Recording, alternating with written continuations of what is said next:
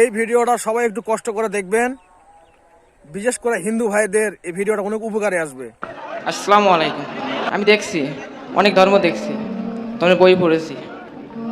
আমাকে সব থেকে ভালো লেগেছে মহাগ্রন্থ কোরআন শরীফ। কোনো বিজ্ঞানী আজও পর্যন্ত এর ভুল ধরতে পারেনি। আমি মুসলিম হতে চেয়েছিলাম, মনে করছিলাম নিজের পায়ে ভালোভাবে দাঁড়াবো, নিজে কিছু করতে পারবো তারপরে। কিন্তু পরে ভাবলাম না, এর আগে তো আমার মৃত্যু হয়ে যায়, তাহলে তো কখনো আর মুসলিম হতে পারবো না। ছেলেটির নাম হচ্ছে রনি কুমার দাস। আমি তোমাকে জিজ্ঞেস করতে চাই যে ইসলাম ধর্মে আসার ব্যাপারে কেউ কি তোমাকে প্রেসার দিয়েছে? কেউ তোমাকে প্রেসারাইজ করে? কি আমাকে প্রসার করেনি। তুমি স্বেচ্ছায় মুসলমান হতে চাও। এখন আমরা তাকে একটা নাম চুজ করবো। রনি, তোমার কি কোনো পছন্দের নাম আছে যেটা তুমি রাখতে চাও? জি না। আজকে থেকে ওর নাম হচ্ছে আব্দুর রহমান। আজকে থেকে তার নাম আর রনি কুমার দাস নয়, তার নাম হচ্ছে আব্দুর রহমান।